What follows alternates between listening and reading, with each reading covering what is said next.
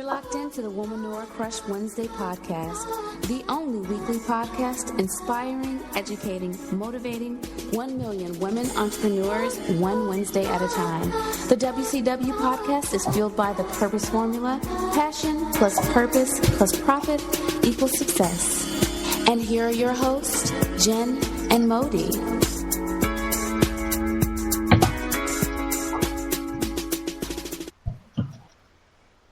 Hey, crushes. Hey, crushes. Happy National Podcast Day. Happy National Podcast Day, everybody. Tonight we have a very special episode. We pushed our team back to tonight's live stream 11th anniversary. So thank you, everybody, for listening to us for the past 6 and to bring you really good content and episodes forever. No, not really. But we have some special ladies here to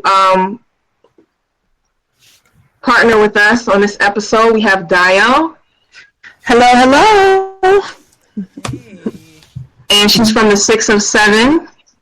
Dio, do you want to say anything about yourself quickly? Yeah. My name's Dio. I run the 607. So I'm really trying to create a platform for female entrepreneurs for us to be able to share together and learn together and really grow our businesses nice and strong. Awesome. I love it. Okay. Magee, you want to give our next introduction quick? Oh, okay. And then we have Sadie Robinson, I believe. I don't have it right in front of me, but we've been chatting so much back to back. But she is from... You have the Ad Mamas blog. I do know that. Ad Mamas 247 blog. And she writes the most intriguing things just about being a mother, being a parent these days in time. I mean, when you read her blog, when you just read some of her stories, you understand, because if you're a mother, you understand exactly where she comes from. So I think I gave a little bit about her, but Sadie, would you like to? Yes, my name is Saida, 27 years old, happily married 5 years, 4 beautiful boys. Yes, 11, 3, 2 in 8 months. So I'm pretty busy. I recently started my blog. It's called Ad Mamas.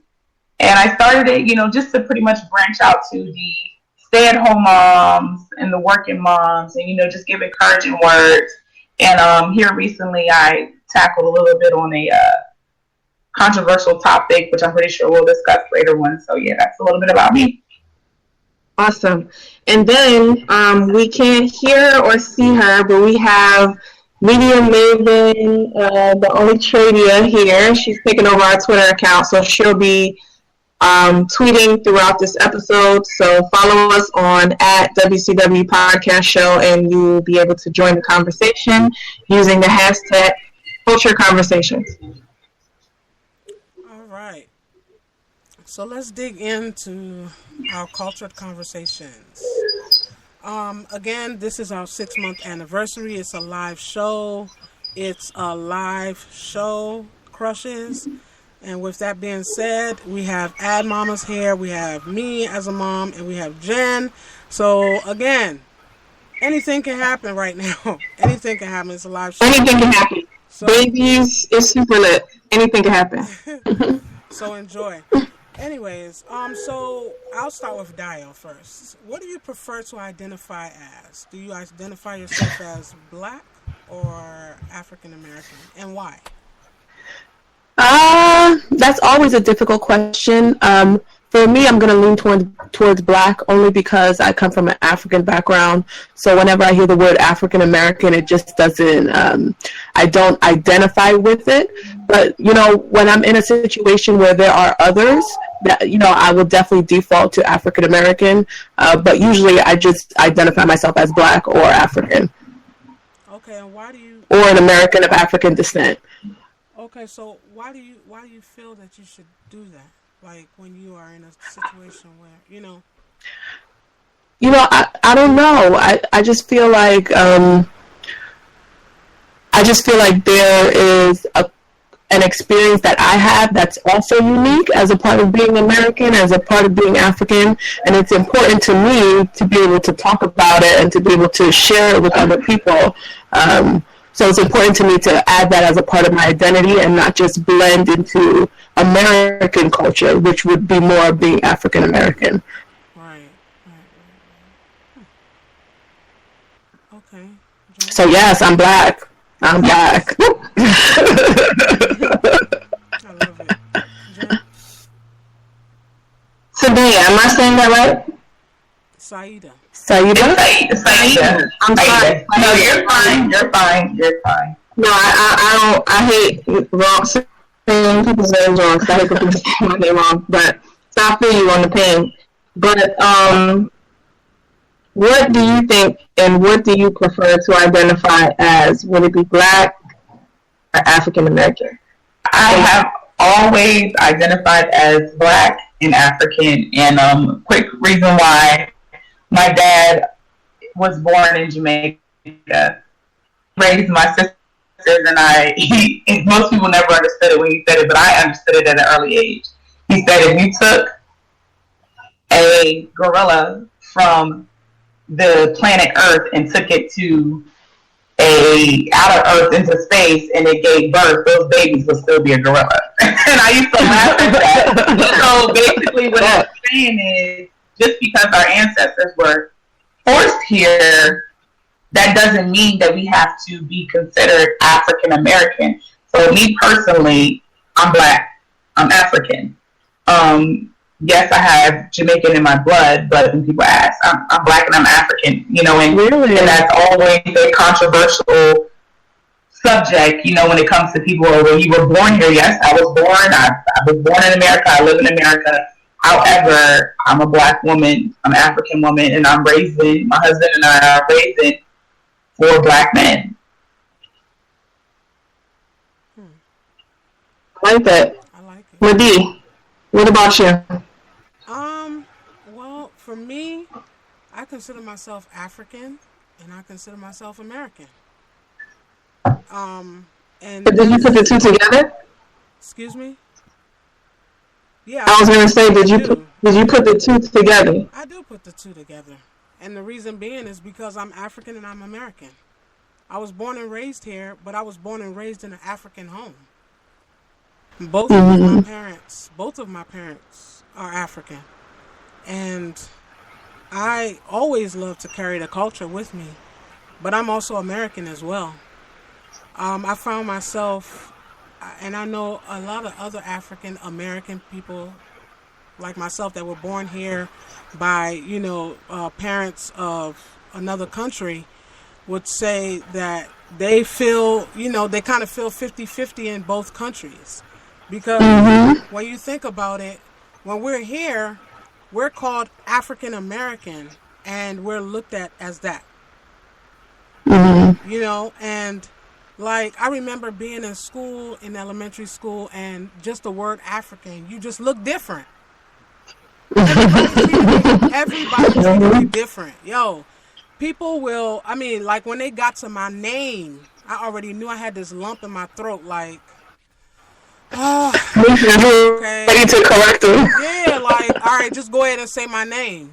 Like, come on. All right, yeah. Spit it out. And I remember, I also remember teachers correcting me with my name. No, it's okay. It's like this. No, it's like what I'm telling you. And that's how I want you to call me. That's so disrespectful. But anyways, and then when I do go to my own country, Nigeria, to my parents' country, I go there, they call me Yankee. They looking at me like, you American. You're really, really an American. They consider us an American when we're there. Yeah. So that's my reasoning, I guess, to sum it up. That's the reason why I would say I'm African American. But I do, with what you all, you have mentioned, I agree with it, but I still consider myself African American. That's my stance. So, how about So you? not black. For me, I didn't consider myself African American until it was like over 18, and I had to start putting that down on paperwork. And then that's when it occurred to me, like, oh, I guess this is what I am. But growing up, my one parent is African and one parent is Caribbean. So for me, I just would say I'm African and Caribbean. Like, that's it. I never said I was African American, or I never said I was just African. The default would be black. You know, somebody says, well, are you just black? I would normally just say black. So, I don't know. African American just wasn't something that my parents didn't say that that's what they were, of course, because they're not. And so just off the conversations that I never had to relate to that. So I didn't gravitate to that till I got older. But yeah, so for me, I would say black, and I would say African and Caribbean. That's it. Mm-hmm. Okay. So ladies, let's go to our second question, and that's growing up. If someone were to refer to you as African, were you offended, and that's why or why not? No. For me, no. I was like, do I need to answer no? Not at all. No, not at all. Referring to me as African, please. I love it. I take that as a compliment. Yes. I think especially, so I just came back from France, and one of the odd things about France is that they don't have the traditional African Americans that we might have in the United States. You know, any person of color, you see them, you know that they come from somewhere else, that they come from Africa, or they come from the Caribbean, or they come from, so over there being called African was just like the same thing as being called black. And here it's just a point of pride. You know, I'm also African. I also have I eat different food. I have a different culture. I have I have all these things. It's never something negative for me. I mean, maybe when I was little, but I wouldn't say I was offended when I was little, but I definitely, if somebody was to just come straight out the gate and be like, you're African, I knew that there was a bunch of disrespect coming after that, because back in the day, being African was not cool. Let's be for real. Mm-hmm. Elementary school, mm-hmm. It wasn't cool. So it was just a little bit like, okay, I'm probably about to have to clap back right now, or if I'm not going to clap it, then I'm just going to be embarrassed. So Right. For me, growing up it was difficult, y'all. It was difficult. Growing up African. And it's funny because it was a bunch of Africans in PG County, yes, DC. Yes. It's a bunch of Africans. You know what I'm saying? So I was little Nigeria. Wow. So like, to me, it's like, I think back to those times where, I was made fun of, and just called all kinds of names, because my hair was different. Like, I always, like now I kind of ask my mom, like, why did you do those hairstyles? Like, why didn't you do me like my cousins? Like, I have a cousin, right? And I hope she's listening, but I have a cousin that she's always had the most beautiful hair, y'all. Like, growing up, she was the one girl that had her twist, with her little bull rat, and it really, like, was just hanging. Her hair would always hang, and it just looked pretty. But, some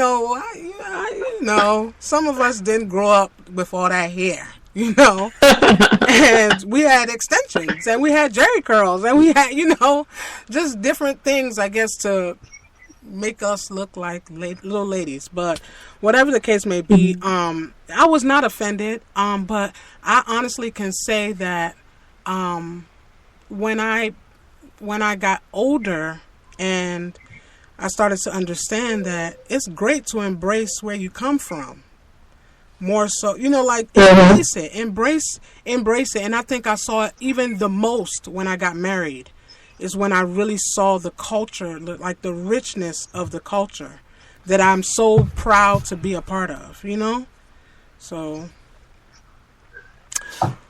that's my take on that. So, ladies, I know you've heard the term African booty scratcher, right? Yes. You've heard the term. Do you ever recall? I didn't even know what it meant. Do you ever recall, like, ever being, like, have you ever heard that being said around you? And, like, how would you react? I heard it a lot. When we moved from Delaware to Virginia, I went to Hayfield and Alexandria. It was a pretty diverse place. Lots of Africans, lots of Middle Eastern people. I don't know if y'all familiar Alexandria, but it's pretty much a melting pot up there. Oh, yeah. And I remember hearing it willing, ready to fight, and the crazy thing about it, people knew that I wasn't necessarily African, if you want to put it like that. Right.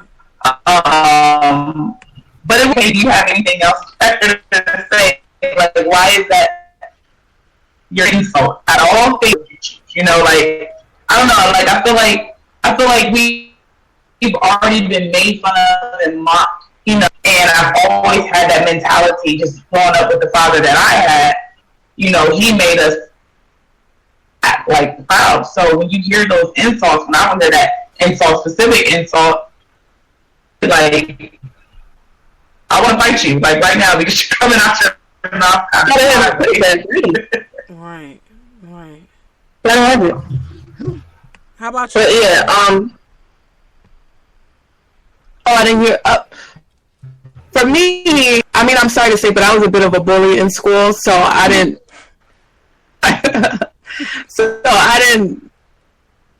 Get teased much. And you were the boss. Yeah, but most of the things that I felt about myself, of course, when someone's a bully and when someone's rough, they have their own feelings about myself. So I had issues with being dark skinned, and I was African, so people didn't have to call me things. Like, I called myself things, like, inside my own head.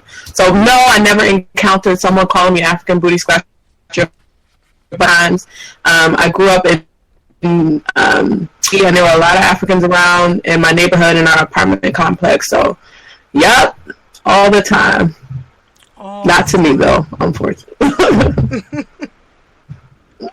So this is a segue, and this is probably personal, but how did you overcome issues with being dark-skinned? And, obviously, here today, you have your low haircut, you're slaying, you're ready. Right. How did you get to this point?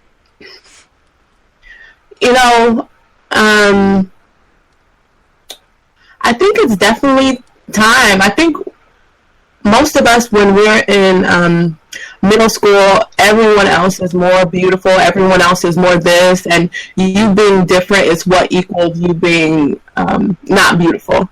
But as you grow up, you start to realize that, wow, all of these things that make me different actually make me more beautiful and make me stand out. So the more that I started to get out of my bubble, which was like a suburban neighborhood or, South Jersey in a predominantly black town, and I was able to see more black people, then I went to school at Rutgers and, being around more African people, I think as my environment started to change and I started to grow up and, really define my path, I just started to feel like I was pretty and I was beautiful and, I knew the makeup that complimented me, the clothes that complimented me, the style that complimented me, where I was starting to feel more comfortable with myself. So it was honestly just time. I even have a poem that I wrote in my literary magazine. I found it the other day at my mom's house, and it almost made me cry because it was like a poem about being black and ugly, and I was like, oh my god, this little 10-year-old was so sad. Wow. But I can't even imagine like thinking those things today, Mm-hmm. Well, I'm sure that story is, whoever's listening that is still feeling like that, I'm sure that story is helping them. So thank you for sharing that. Yes. So, African music, African clothes, movies. African period is the new cool, right? So, what do you think that, why is that the new wave, do you guys think? And why is that the new hot thing in pop culture and even in black culture?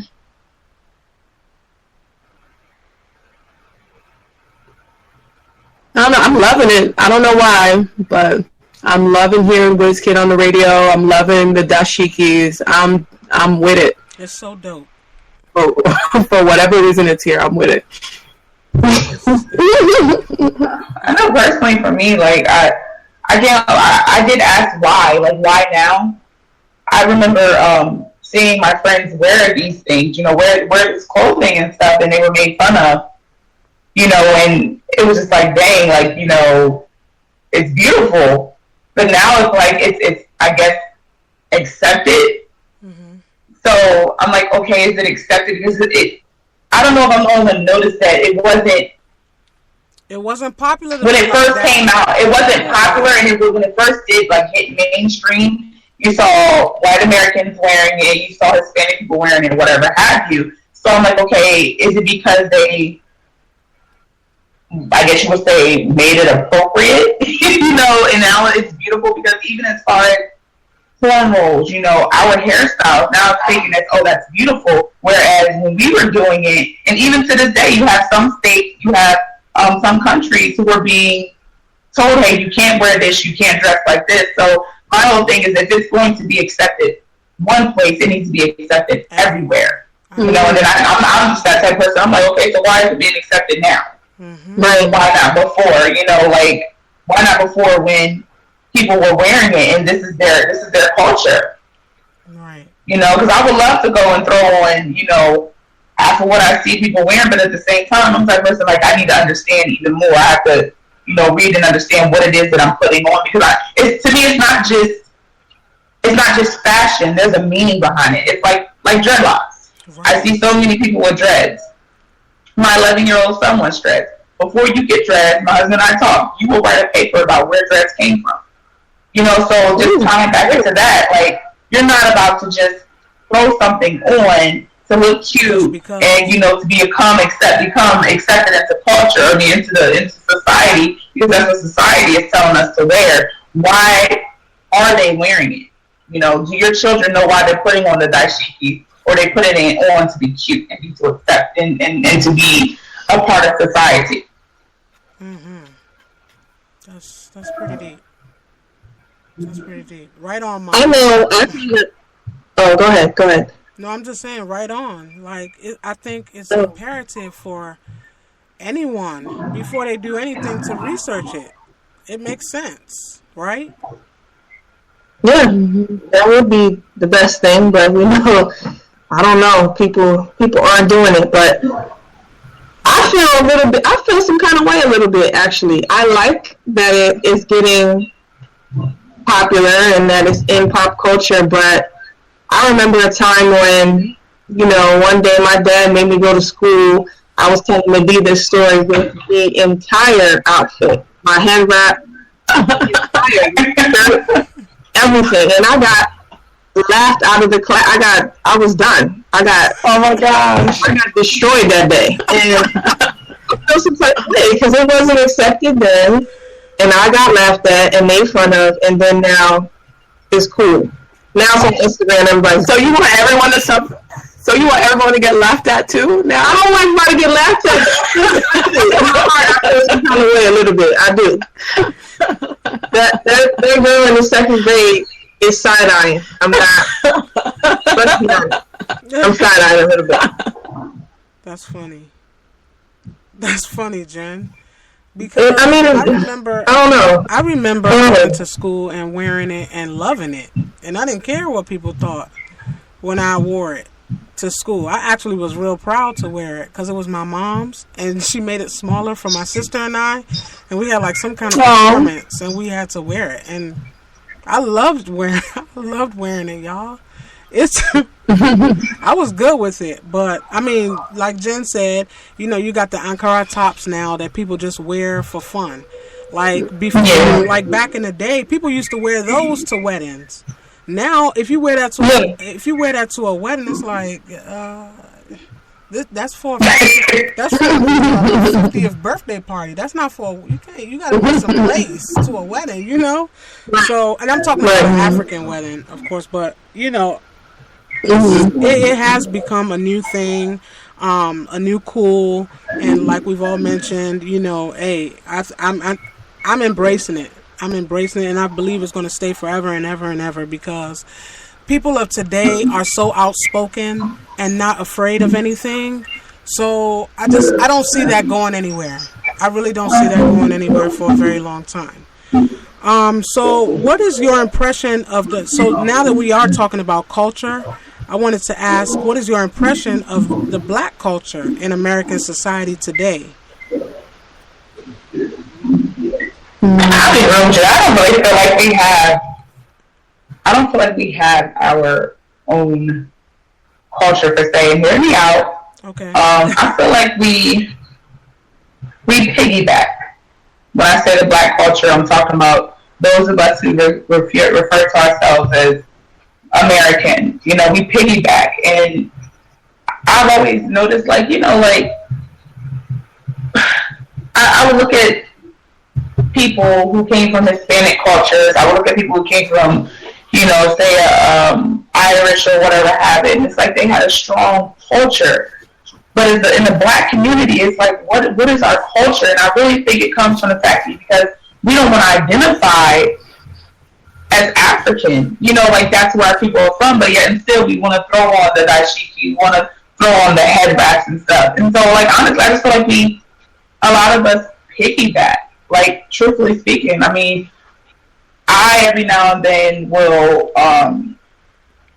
like to, you know, dress how a lot of my Jamaican family dress, but to be truthful with you, a lot of things that they wear is not appropriate. And with me being a Christian woman, a mother,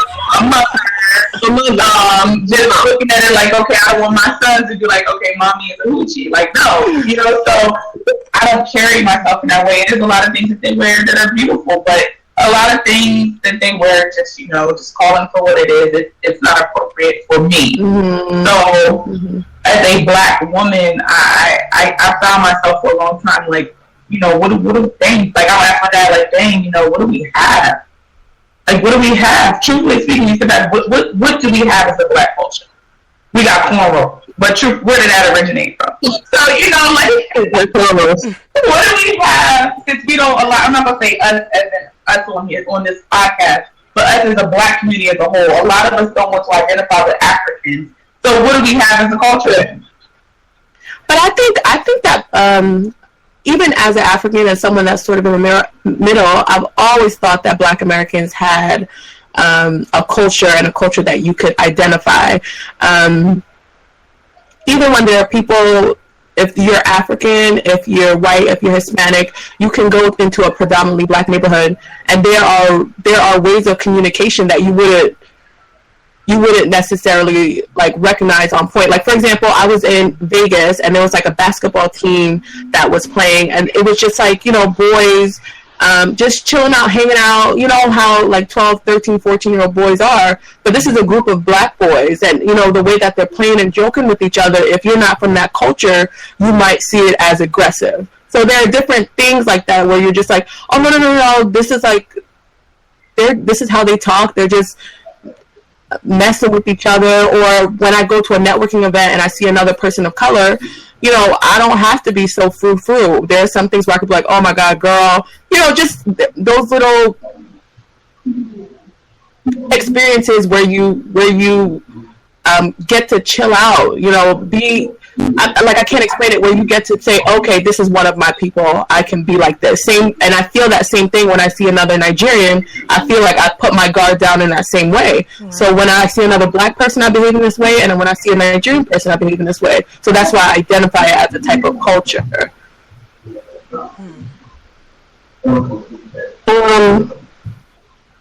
I agree with both things you guys said. And I just want to add, I feel like I saw the most Black or Black American culture when I moved to the South, and when living in Houston, and going to places like New Orleans and Mississippi and Alabama, I felt like they have a whole different to everything, because I'm not. I know in Louisiana they call it Creole, but I'm not from that, so I don't know everything that they do, and I can't give you a whole bunch of examples, but they have a lot of history that they can talk about, and they have a lot, they have a strong identity with food and the different things that they cook and the spices, and so they even, some of them even have like a patois or a pidgin English that they speak to each other. So I feel like when I went there, that's when I experienced where you can say, okay, this is culture. There was a lot of takeaways from that. I would have to agree with Jen as well. Being from the East Coast, I don't even really. I mean, we celebrated Black History Month every February, and I knew about Martin Luther the King, and I knew about Martin the King. Like, hey y'all, honestly, like Coming to America was like the Black movie, So hey, that was the closest. That's legit my favorite movie. Hey, I'm gonna go and watch it tonight, like when I get off. But what I'm saying is, just like Jen, as soon as I moved down to the South, y'all, I've never eaten so much starch. Well, no, let me take that back, because Nigerians, we eat a lot of rice, but yo, like they eat bread here like it's water. That's how they eat bread in Texas here. They eat bread with everything, like everything, and it's a big piece of bread. And everything in Texas is big, and that's literally everything in Texas is big. So everyone what I'm trying to say is, I did see the culture, and just like Jen said, in New Orleans, and you see the culture there. You see the culture here in Houston. You see it around. You see it a lot more here than, elsewhere. I haven't been really to the West Coast per se, but, I really, coming from the East Coast, even when I went to school in the Midwest, I didn't see much of the Black culture like that. But I can definitely say, living down south, I've seen a lot of Black culture. And I like it. Yeah. Growing up on the East Coast, I feel like I can more because I feel like on the East Coast, they just gonna from there, whatever's cool. Like I didn't really get that when I was on the East Coast, really. Yeah, I've been here. I've lived here my whole life. I was born in Plattsburgh, New York. Grew up in Dover, Delaware, and my parents relocated to Virginia. And there's music, and there's always music, but I always look at the roots of the music. It's like, for me, it's sad. I thank God that I have my dad. His culture. My mom here, she was born in Virginia, so I just thank God he enlightened us as children, because without it, truly, I'd be lost, and I don't feel like I would have anything to pass down to my children, for the future. So I really don't see much over here. I haven't traveled much, so I could, learn a few things, but hearing y'all talk about the South is like, wow, like, I need to experience that. Oh, yeah. I need to experience that. I think everyone should experience it sometime in their lifetime. And then, I have to kind of take it back, and let me tell you why I take that back. I grew up in Washington, D.C., that D.C. area, and there is one Black culture that has stayed in D.C., and that's what kind of makes me salty about it, because it's always just in D.C. You only hear a few artists use it, and that's go-go. Go-go is a Black culture. That's Black culture, okay? And I remember going to go-go's. I remember, that was the thing. And if people do not know what go-go music is, Google it. go-go music from Washington, D.C. And that was our staple, and that is black culture. That is definitely black culture. It definitely is. It is. It's definitely black culture. I remember moving to Virginia and was like, what is go-go? I know what it is now. My husband, he's from here, so, I love it. But before when I moved here, I was 11. I was like, what is this? What is Bama? Why am I Bama? I don't get it. You know what? It's funny because I just used that word when Jen and I were talking. I used that word earlier. You see, you're really from DC. You see my I see the skin jersey. I see it. Did you see she pulled it out for y'all to see it? Y'all gotta see it. Our next question is, what challenges do you think we're facing as black women in America today?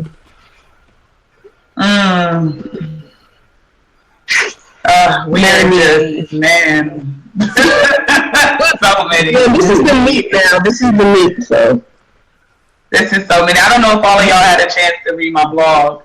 Which one? The last one about being a black mother. It was so a black wife. It was so I hate this though. Ladie actually turned me on to that. Dio turned me on to it. Okay. You didn't turn me on to it. Well, if y'all read it, you will see my personal standpoint on it. It's hard. It's honestly, it's hard. I know if y'all follow me, y'all see I talk about my faith a lot. And I would say if I didn't have my faith, I don't know where we would be as a family. Just from the stereotypes from being a black woman, the expectations that's placed on you as a woman in general. Like, I've been finding myself getting tired of it. Just with what's going on in the world right now with our young black men being killed. And I was talking to somebody the other day, and I had to tell them I understand that it's not just us being killed, but we are being targeted. And I can't help but fear for my husband when he walks out the house. I can't help but be so concerned when our son goes out and play. When a cop pulls up behind me, I get nervous because I've been harassed by a cop before, and it's just, it saddens me that I don't feel like being a black woman living here in America, I don't feel like we should still be in the same place that we were in 50, 60 some odd years ago. With that being said, why am I looked at the way I'm looked at because of the melanin of my skin? Like, it bothers me. You see, I have the big lips that gets made fun of. I don't know if y'all ever saw a post. I think it was a model, and they took a picture of her and they made fun of her lips. And I'm like, she's a beautiful black queen. Like, why are we still getting made fun of? Y'all want to take us and exploit us in your movies, and you're still trying. As the black community, we're allowing them to separate women from dark skin to light skin, and it's like, I'm so sick of it. Like, we won't be considered anything until there's that unity that we always hear about. Black women, I get so tired of talking to these young black girls where I see them targeting each other, and then I can't help but to understand, like, hey, like, maybe that's how their moms, might have raised them. Maybe this is just the environment that they're in, but I'm watching these young black, beautiful queens be just promiscuous beyond measures, and it's like, wow, like, you don't have to do that, sweetheart. You don't have to be there. Trust me, I was no saint. I don't want you to go down that road. So it's so much that I could expand on. I just feel like, in a whole, like, we should be so much further as black women. We should own so many more businesses. We should be coming together as a community, homeschooling our children. Like, I'm gonna leave it there. I'm gonna leave it there.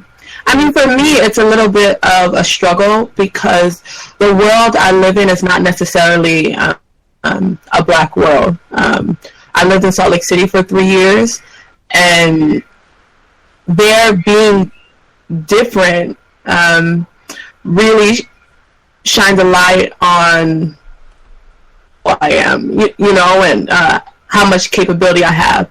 And it was really difficult, and I know I brought this up in my group, is because as all of these things are happening in the world, like, I just felt really called to serve black women, you know, and I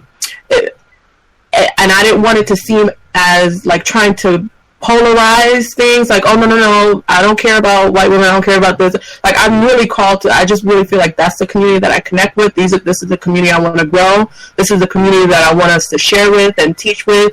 So I felt like I was struggling where it's like, I don't want to be a part of polarizing women because I care a lot about womanhood, but then there's a little bit about women of color where I'm just like, this is the community that I want to be able to, like, unite and to grow and to serve and to share information with. And it's not to hurt anyone, but it's really to serve a specific group, to make them, you know, just to give us some tools, some more tools to grow. So in terms of the state of black women, I don't see it in a negative way, but I do see us, you know, I see us as very special. Even if you look at the stats, we're the group of women that are are growing our businesses the fastest, you know, like I just saw that in the census report. So I just feel like, you know, we're strong, which is, you know, has its own, we're strong. But, you know, I think we're very capable. We're a special group in the world, and we stand out. And we're important in our black families, in businesses, in the economy, and one's raising these children to come into the next generation of, you know, blackhood. Right. Okay, ladies, beautiful answers. We have to stop just to our platform. We have to stop and then start a new